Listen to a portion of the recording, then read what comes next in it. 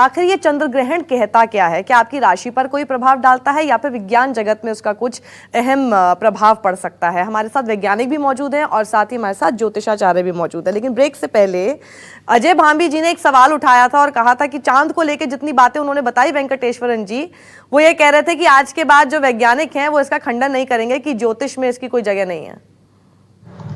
पहला मेरा एक सजेशन है मेरा दोस्त को, थोड़ा एटलीस्ट न्यूज़पेपर पढ़ना है। इस तरह से प्रोग्राम में आके कुछ चीज बोलने के पहले कम से कम न्यूज़पेपर पढ़ना है। वो एक बात बोला दैट चांद का एक ही हिस्सा धरती से दिखता है, दूसरा हिस्सा में क्या है हमको कोई भी पता नहीं है। ये बोला, वो बोला, मैं नहीं बोल रहा हूँ, वो बोला।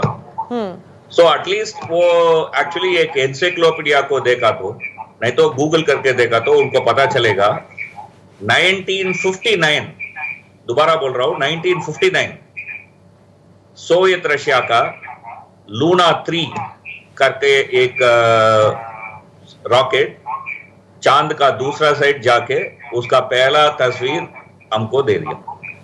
उसके बाद कोई भी यान मनुष्य लेके चांद पर गया है वो सब दूसरा साइड देख लिया। ये छोड़ो, 2019 में चीन का एक रॉकेट दूसरा साइड में लैंड भी हो गया। लैंड होके उसका एक रोवर, एक रिमोट कार है ना, वो रिमोट कार के तरह एक रोवर दूसरा साइड में इधर उधर चला के अध्ययन भी कर दिया। एंड ये आपके इधर अभी 2020 में बोल रहा है दूसरा साइड में क्या है हमको पता ही नहीं है। न्यूज़पेपर पढ़ लिया तो लास्ट ईयर का उनको पता चलेगा था चीन उधर लैंड हो गया। ये एक बात है। तो ज्योतिष कह रहा है कि छाया चंद्रग्रहण का प्रभाव हमारे जीवन पर पड़ेगा। विज्ञान कह रहा है कोई नहीं पड़ेगा क्योंकि ये खगोलीय घटना है। और जो अभी उन्होंने तर्क, देखिए नहीं भांबी जी, आपके सवाल का जवाब उन्होंने जरूर दे दिया है। उन्होंने कहा, आपने कहा कि यहाँ से चांद की दूसरी जो सतह है वो नहीं दिखती, वो बात आप सही कह रहे हैं, लेकिन पृथ्वी से नहीं दिखती ना। वो ये बता रहे हैं कि चांद पर जाके देखी जा सकती है और जाकर देखी जा सकी है अभी तक उसकी दूसरी सतह बहुत पहले। तो इसीलिए यहाँ पर छोटा सा ब्रेक हम जरूर लेंगे, ब्रेक के बाद हम मौजूद होंगे। लेकिन अब मैं चाहूंगी ब्रेक के बाद कम से कम हम राशियों की बात करें, क्योंकि कई लोग हैं जो विज्ञान में विश्वास रखते हैं, उनके लिए वैज्ञानिक हैं। कई लोग हैं जो कि ज्योतिष में विश्वास रखते हैं, उनके लिए हमारे साथ ज्योतिषाचार्य हैं। कई लोग ऐसे भी हैं, मान लीजिए, जो विज्ञान में विश्वास तो रखते ही हैं, लेकिन जैसे ही इस तरह की कोई खगोलीय घटना होती है तुरंत वो ज्योतिषाचार्य क्या कह रहे हैं उस पर भी विश्वास करने लगते हैं। इसलिए उन सभी के लिए ये कार्यक्रम है। ब्रेक के बाद आपकी राशि पर क्या होगा असर।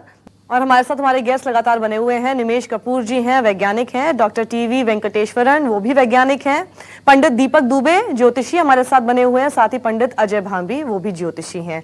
दीपक दुबे जी, क्या है, जैसे हमने अभी पौराणिक कथाएं क्या है, मान्यताएं क्या है, वो सब बता दी हैं, लेकिन जो विज्ञान है वो सिर्फ एविडेंस के आधार पर ही काम करता है इस समय। अब आप जरा इस साल को ही देख लीजिए, 2020 के लिए लगातार सब ऐसे कह रहे हैं, ऐसा लग रहा है मानो सभी के सभी ग्रहों पर ही ग्रहण लगा हुआ हो। तो इसमें सिर्फ चंद्र ग्रहण को ही क्यों दोष देना? नहीं, चंद्र ग्रहण केवल एक चीज नहीं है ना। बाकी अभी पिछले कार्यक्रम में भी मैंने कहा था कि जब बहुत अधिक ग्रह नकारात्मक स्थिति में होते हैं तब जाकर के बहुत अधिक नकारात्मक घटनाएं होती हैं। तो केवल चंद्र ग्रहण को लेना जो है वो ठीक नहीं। चंद्र ग्रहण के साथ चंद्र ग्रहण के दिन एक विशेष कॉम्बिनेशन बनता है, क्योंकि चंद्रमा और सूर्य जीवन प्रदाता, देवता का मतलब होता है देने वाला, सामान्य जो दे रहा हो, जिससे हम ले रहे हो कुछ। तो चंद्रमा और सूर्य को साक्षात जीवन देने वाला ग्रह माना जाता है। और जब ये प्रभावित होते हैं तो पृथ्वी पर जीवन से संबंधित समस्याएं उत्पन्न होती हैं। विज्ञान की समस्या यह है वैज्ञानिकों की, ये लोग क्रिटिसाइज करते हैं एस्ट्रोलॉजी को हमेशा। हम लोग विज्ञान के खिलाफ हम सम्मान करते हैं, इसलिए हम बोलते नहीं।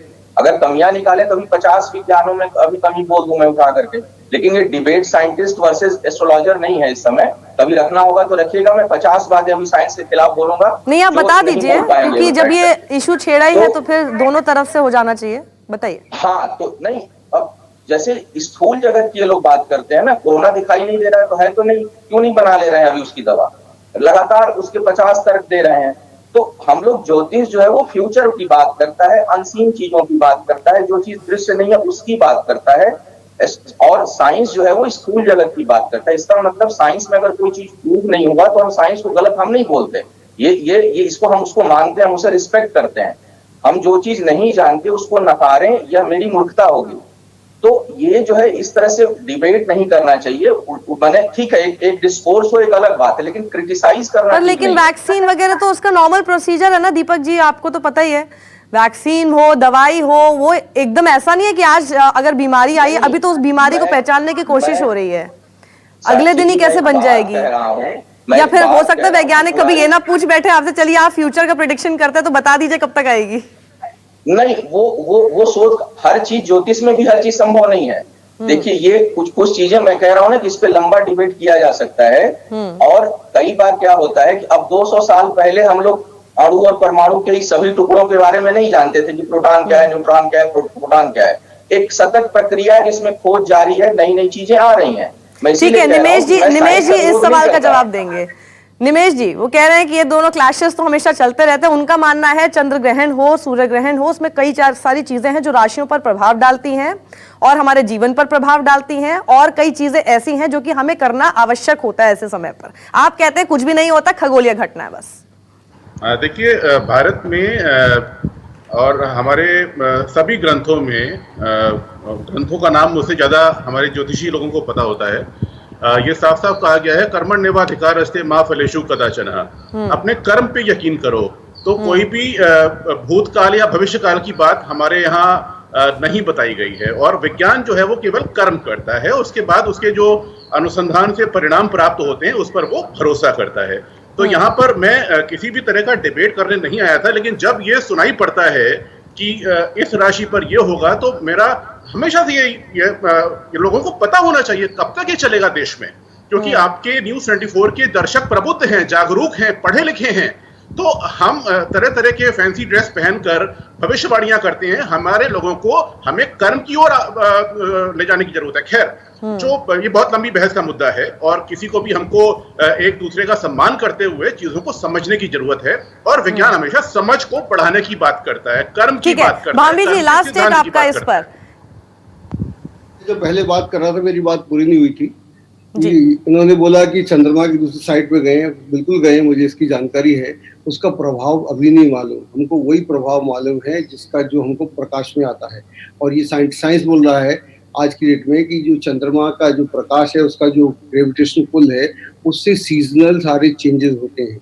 यही तो हम बातें करते आ रहे हैं, क्योंकि अगर ये सारे असर हो रहे हैं तो बाकी असर आप पर, हम पर असर कैसे नहीं होंगे, सवाल ही नहीं पैदा होता।